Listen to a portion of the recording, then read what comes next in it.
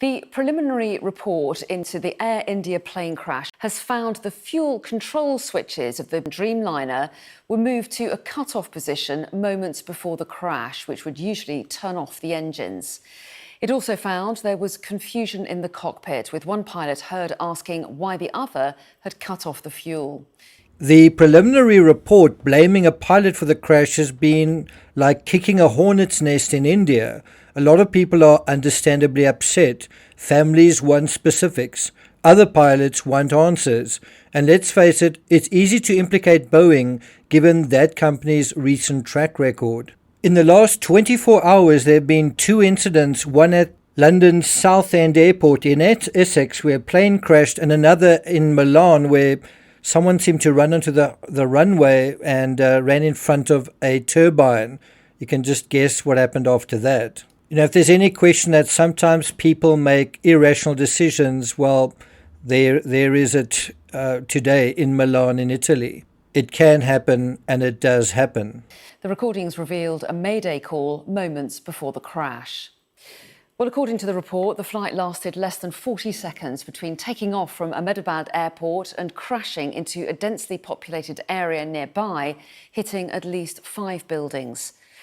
So which is it, pirate error or a glitchy Boeing? I think another question to ask is, which one would you like it to be? I got nightmares in my head, I fear thoughts build up until I can't feel. My mind fills up into a creature, and it haunts me somewhere much deeper.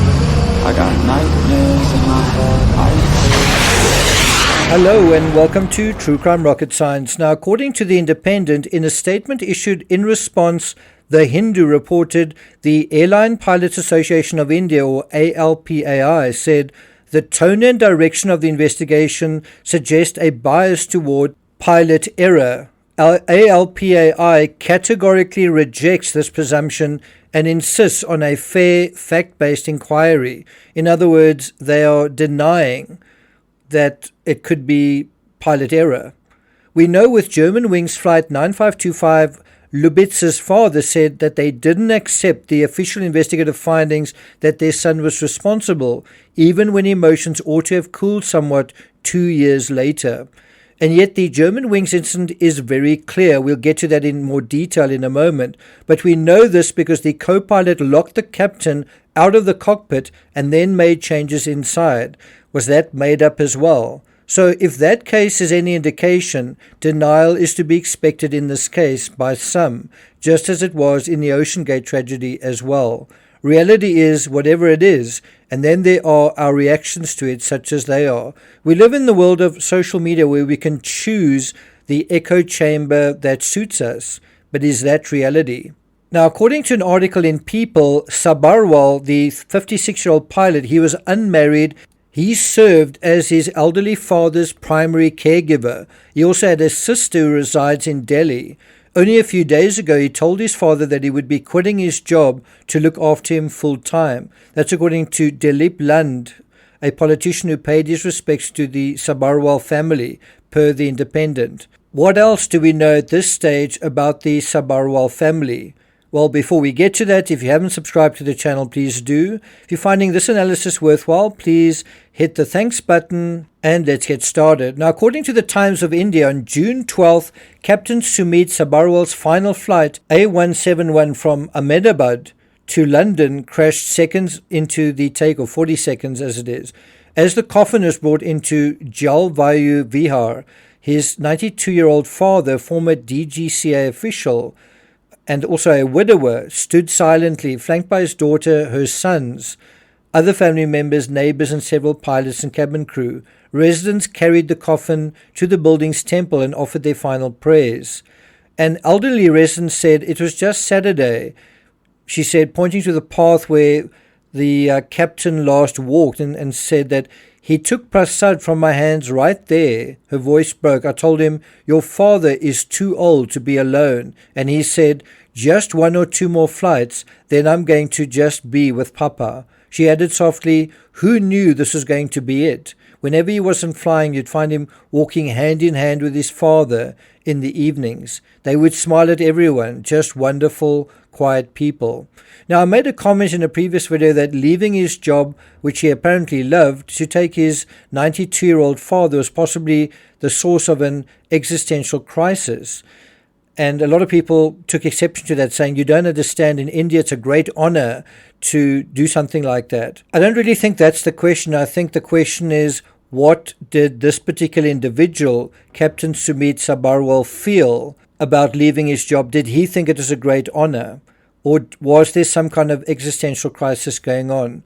Being a pilot is prestigious and glamorous. I should know. I was actually in the Air Force in my country. Nursing one's ailing parent, while generous and important, is a completely different kettle of fish, and it's likely quite humbling. The point is, it's just a very, very different life. And was the 56-year-old ready for that, basically to be a nurse? This may not have been necessary if another family member had stepped in, or indeed if Sabharwal was married. This is a difficult one, because why would someone with a connection to their father break that connection? On the other hand, why was this 56-year-old not married? Where was that connection? And I say that as someone, I'm not married either. The question is, how connected was he to his job of 37 years? That's really the critical question here. What we try to do on this channel isn't follow the popular wisdom. We simply educate ourselves along the most reasonable and rational path based on readily available information and see where that leads. We don't try and decide where it goes because it suits us or because it makes sense. We simply allow the information, the evidence to guide us. That's how we do it in true crime. It's really like prosecuting a case. You have the evidence and you use the evidence to make your case.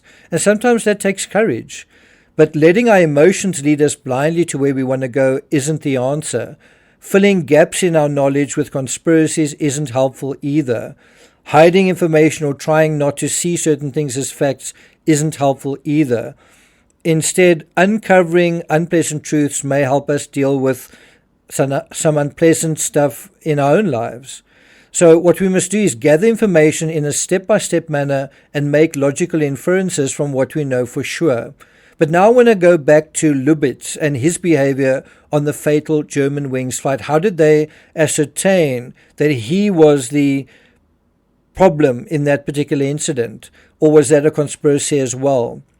Now, Bryce Robin, the government prosecutor based in Marseille, said that Lubitz was courteous to Captain Sodenheimer during the first part of the flight, but then he became curt. This is behavioral analysis. Then he became curt when the captain began the mid-flight briefing on the planned landing. And obviously Lubitz had no intention of landing. He wasn't interested in that part. Robbins said that when the captain left the cockpit, possibly to use the toilet, Lubitz locked the door and overrode the door code from the inside, preventing anyone from entering. Now you might say, oh, somebody just made that up.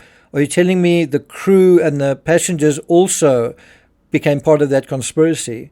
The captain requested re-entry using the intercom, so clearly everyone must have heard that, and then he knocked and then banged on the door but received no response. Probably all of this would have been recorded on the flight data instruments. An analogy to this, not quite the same but similar, is the pilot asking why he changed the switches to the cutoff position. What you have here is a mismatch in the intent of both pilots.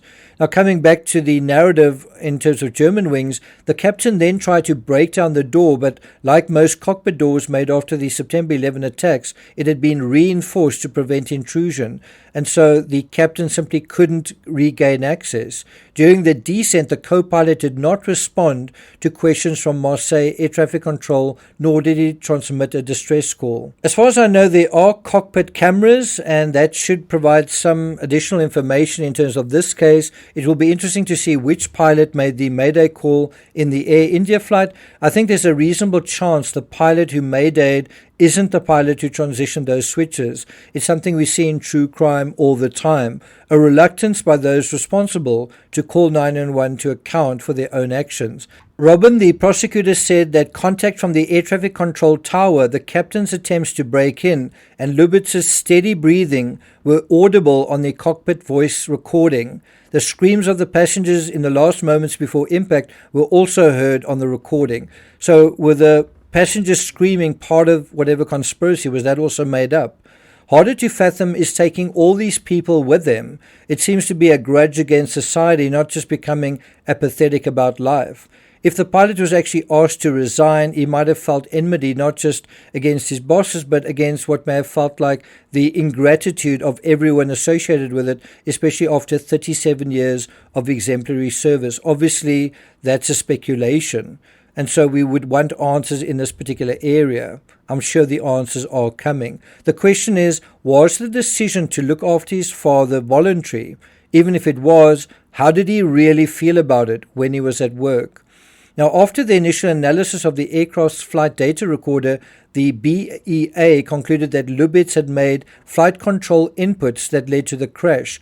This is a similar situation we're dealing with here with Air India. This idea that a pilot made control inputs that led to the crash. Not the plane, not weather, a person making a certain kind of decision. That's the preliminary question we're dealing with, and then the question is, are we going to find additional evidence to back this up? Now, according to the Germanwings incident, Lubitz had set the autopilot to descend to 100 feet, 30 meters, and accelerated the speed of the descending aircraft several times thereafter. The BEA preliminary report into the crash was published 6 weeks later, on 6 May 2015. It confirmed the initial analysis of the aircraft's flight data recorder and revealed that during the earlier outbound flight, that's 9524 from Düsseldorf to Barcelona, Lubitz had practiced setting the autopilot altitude dial to 100 feet several times while the captain was out of the cockpit. I guess in this regard you might ask, which pilot typically flipped those switches? The BEA final report into the crash was published on 13 March 2016, about a year later. The report confirmed the findings made in the preliminary report and concluded that Lubitz had deliberately crashed the aircraft.